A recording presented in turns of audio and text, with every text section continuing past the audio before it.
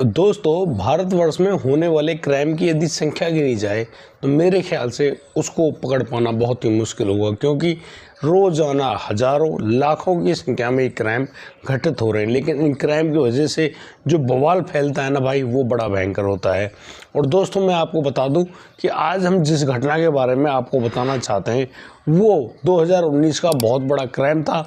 और उस क्राइम को होने से यानी कि पूरा मध्य प्रदेश तो नहीं, पूरा देश हिल गया था। दरअसल इस क्राइम में एक ऐसा काम हो रहा है जहां पर एक जो पत्नी है अपने पति से संतुष्ट नहीं है। उसको लगता है उसका पति उसका खर्चा नहीं झेल पाएगा, तो वो एक डॉक्टर से ऐसी दोस्ती कर लेती है, यानी कि वो नाजायज़ संबंध बन जाते हैं।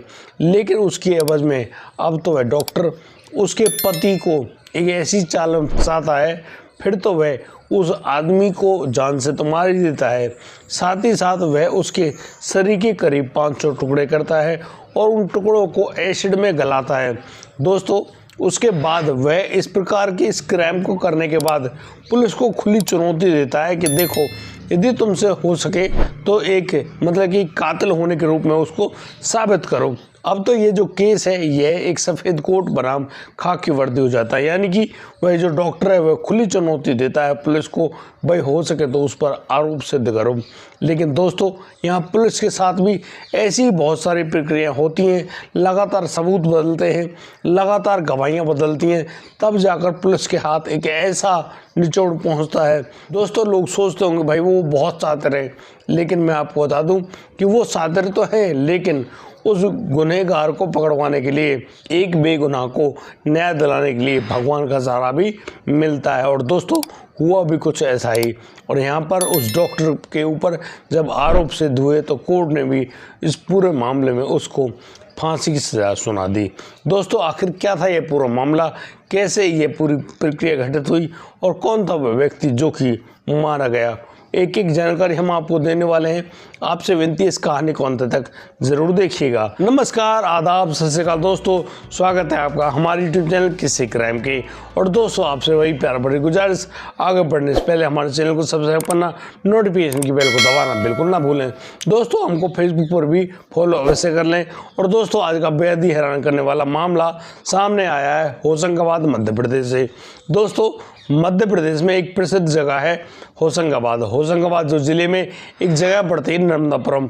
नर्मदापुरम में एक जो कॉलोनी है, आदर्श कॉलोनी, वहाँ पर बहुत सारे लोगों की भीड़ जुटी हुई है।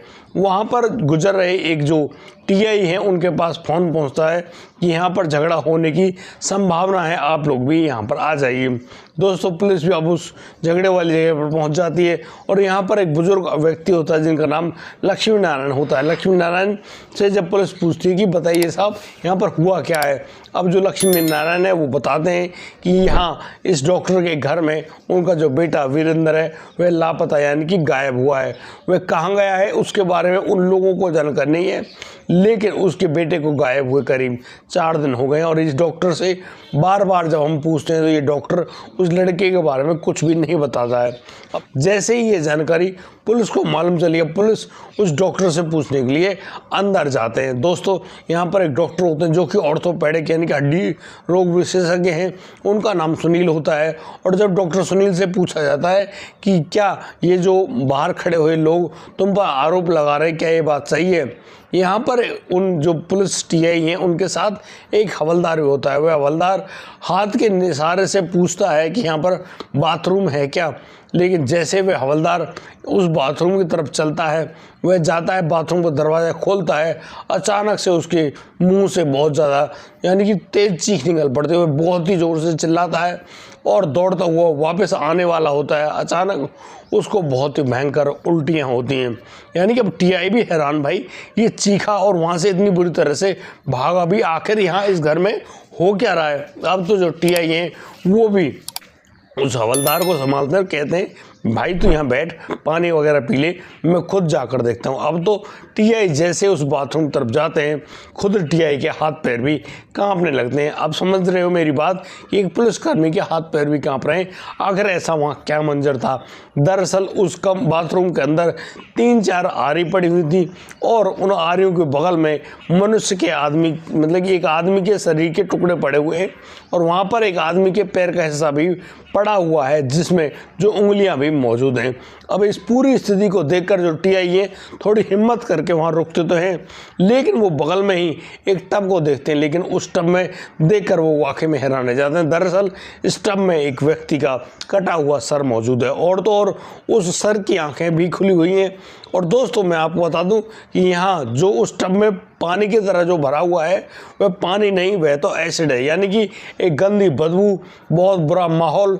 वो टीआई बहुत ही ज़्यादा हैरान, परेशान और दुखी होते हुए वापस आते हैं और फिर सुनील से पूछ रहे होते हैं कि भाई यहाँ पर हुआ क्या है। अब तो वह जो सुनील है वो कहते हैं कि उसको कुछ भी मालूम नहीं है, उसका ये घर तो ज़रूर है, लेकिन यहाँ पर क्या होता है उसके बारे में उसको ही कोई जानकारी नहीं है। अब पुलिस उसके मुंह की तरफ देख रही है, लेकिन जो सुनील है वह उन पुलिसकर्मी से नज़र नहीं मिला रहा है। अब दोस्तों पुलिस समझ गई थी कि ये जो व्यक्ति है यह कोई ना कोई सफ़ेद झूठ बोल रहा है। अब तो पुलिस उसको कहती कि आप चलिए हमारे साथ, हमको पुलिस थाने जाकर आपसे पूछताछ करनी है। दोस्तों अब पुलिसकर्मी उस व्यक्ति सुनील को अपनी गाड़ी में बिठाते हैं और उस घर को सील करके पुलिस थाने जाते हैं। यहाँ पर वो जो लक्ष्मी नारायण अपने 3 और बेटों के साथ पुलिस थाने पहुंच जाते हैं, लेकिन पुलिसकर्मी जब सुनील से लगातार पूछताछ करते हैं तो सुनील यहाँ पर बताता है कि यह जो कटा हुआ सर पड़ा है यह उसी लक्ष्मी नारायण के बेटे वीरेंद्र का है। दरअसल वो वीरेंद्र को ढूंढने के लिए यहाँ आए थे, लेकिन ये जो वीरेंद्र है, ये वीरेंद्र का सर तो वहाँ पर कटा हुआ पड़ा है, लेकिन उसको कोई भी जानकारी नहीं है। अब पुलिस एक डॉक्टर के ऊपर 3rd डिग्री अप्लाई करें, ऐसा तो पॉसिबल नहीं है। पुलिस उससे और ज़्यादा पूछताछ करती है, लेकिन वह जो डॉक्टर सुनील है वह ज़्यादा कुछ नहीं बता रहे होते हैं।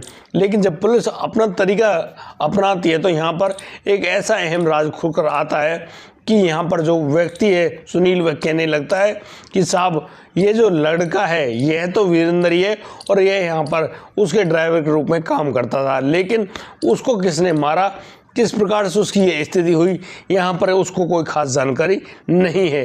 लेकिन उस पिटाई लगने के बाद अब तो जो सुनील है उसके बयान बदल जाते हैं। वह कहने लगता है कि हाँ उसने उस व्यक्ति यानी कि उस वीरेंद्र की हत्या करी है और उसने उसके शरीर के करीब 500 टुकड़े भी करे हैं और तो और उसने ड्रम में और उस टब में एसिड भर के उसको गलाने की कोशिश भी करी है। और यह सब काम करते करते करीब 4 दिन बीत गए हैं। अब यहाँ पर पुलिस पूछती है भाई ऐसा तुमने क्यों किया, तो यहाँ पर वह डॉक्टर सुनील बताते हैं कि भाई ये जो वीरेंद्र है, वीरेंद्र की जो पत्नी है, उनकी पत्नी के साथ घर पे यहाँ पर उनकी सिलाई करने की एक वर्कशॉप थी, यहाँ पर वह काम किया करती थी।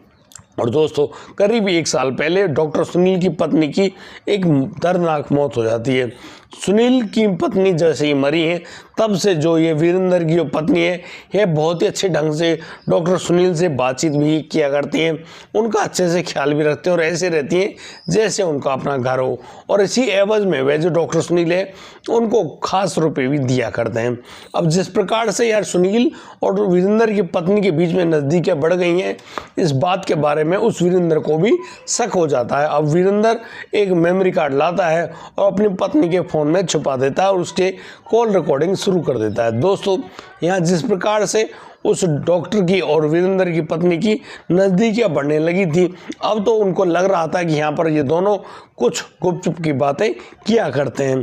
दोस्तों जब शाम को वह वीरेंद्र आता, उस अपनी पत्नी के मोबाइल से उस मेमोरी कार्ड को निकालता और उसको अपने फ़ोन में डालकर उससे जब उन कॉल रिकॉर्डिंग को सुना करता तो उसके होश फाख्ता हो गए थे। दरअसल वह सुनता था कि यहाँ पर उसकी जो पत्नी है वह पत्नी हवस की भूखी भी है, साथ ही साथ वह पैसों की भूखी है। यानी कि वह जो वीरेंद्र अपनी पत्नी के इस पूरे बर्ताव को देखकर बहुत ही ज़्यादा हैरान होता है, लेकिन वह क्या करता, वह तो उस डॉक्टर का एक ड्राइवर है और एक मामूली ड्राइवर अक्सर वह उस डॉक्टर को यहाँ गाड़ी में बिठाकर यहाँ से वहाँ ले जाया करता है।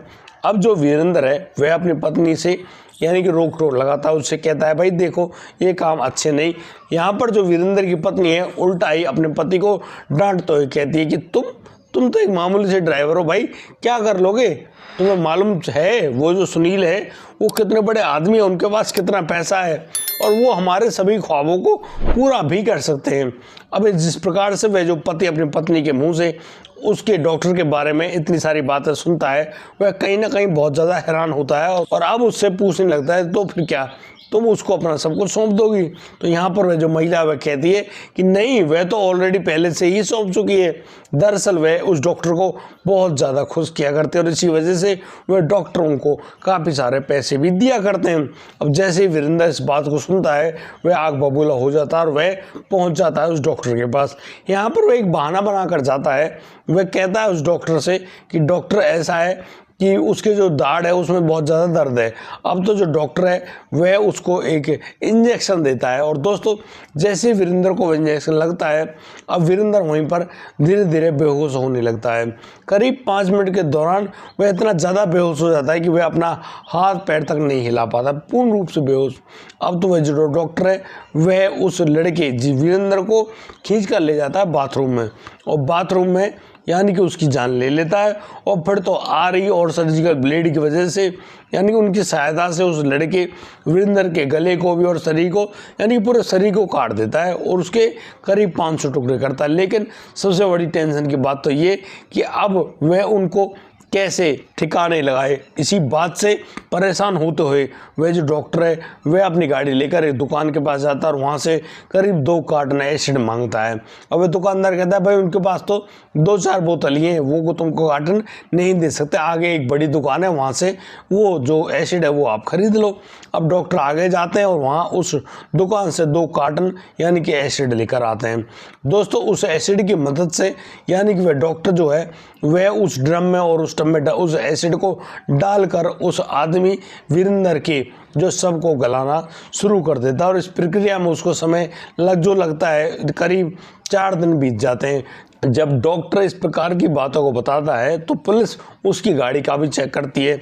अब वो गाड़ी के चेक करने पर पुलिस को मालूम चलता है कि हाँ इस गाड़ी में और भी एक कार्टन रखा हुआ है, वह भी एसिड का भरा हुआ। अब पुलिस समझ जाती है हाँ इस डॉक्टर ने इस पूरी प्रक्रिया किया तो है, लेकिन यहाँ उस सब में से किसी भी चीज़ में से कोई सबूत ऐसा पुख्ता नहीं नज़र आता कि यहाँ पर जो मुख्य दोषी है यानी कि उस डॉक्टर को साबित किया जाए। उसकी जो पत्नी है उससे भी जब पूछा जाता है तो वह इस बात को स्वीकार करती है कि हाँ उसके उस डॉक्टर से अवैध संबंध तो हैं, वह उसको अक्सर खुश किया करते और उसके एवज में उसको रकम भी मिलती है। लेकिन यहाँ पर कैसे साबित हो कि वह जो पत्नी है वह उस यानी कि वीरेंद्र की मौत की मुख्य दोषी है।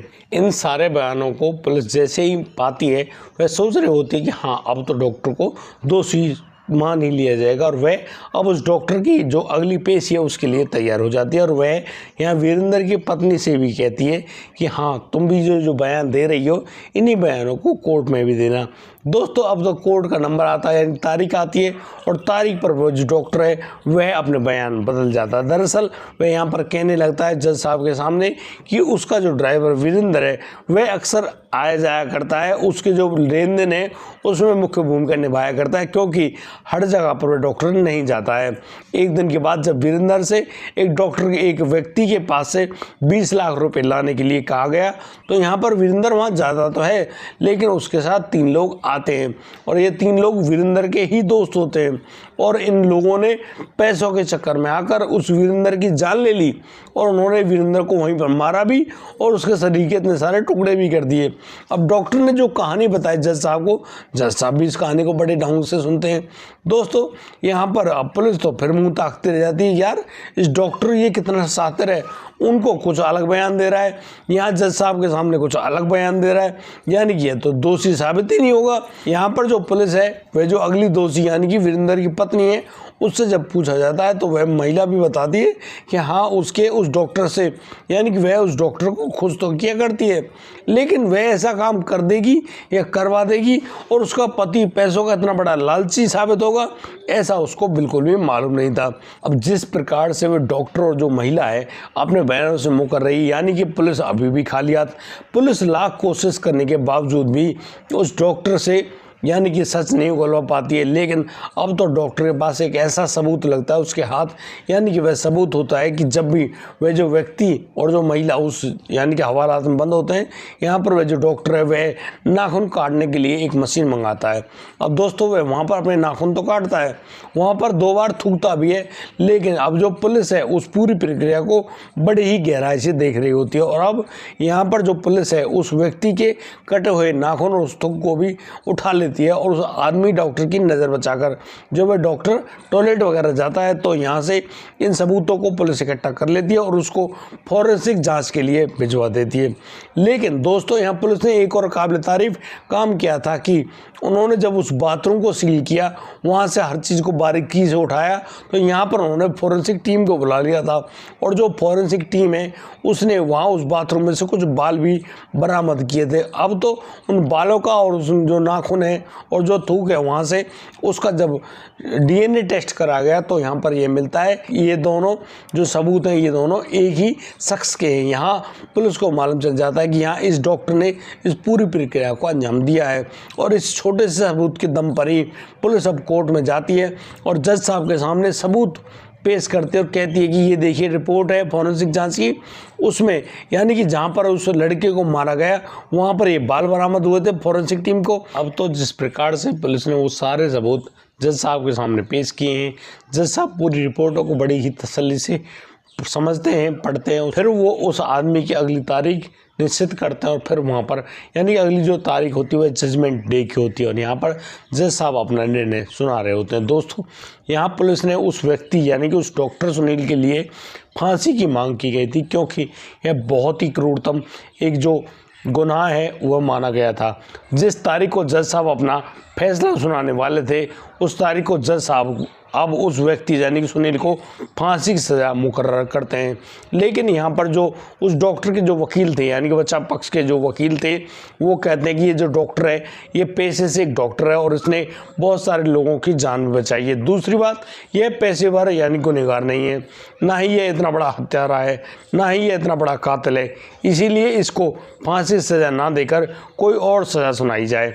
अब जो जज साहब इस बात पर भी निर्णय लेते हैं और वो मानते हैं कि हाँ यह क्रूरतम हत्या नहीं है, ऐसा हो जाता है। लेकिन यहाँ पर जो जज साहब है वो उस डॉक्टर को यानी कि आजीवन कारावास की सज़ा सुनाते हैं और करीब 15,000 रुपये का जो जुर्माना है वह भी लगाते हैं और उस जो महिला को भी करीब 2 साल की सज़ा सुना दी जाती है क्योंकि यहाँ पर उस महिला ने अपने पति की हत्या करवाने के लिए उस डॉक्टर से मतलब कि बात कही थी। इसी वजह से उस महिला को भी उसके पति की हत्या में दोषी माना है और इसी वजह से पूरी प्रक्रिया को अंजाम दिया गया है। दोस्तों फिलहाल वह जो महिला है वह तो जेल से बाहर आ चुकी है पेरोल पर, लेकिन वह जो शख्स है डॉक्टर वह अभी भी जेल के अंदर बंद है और अपनी जो सजा है उसको पूरी कर रहा है।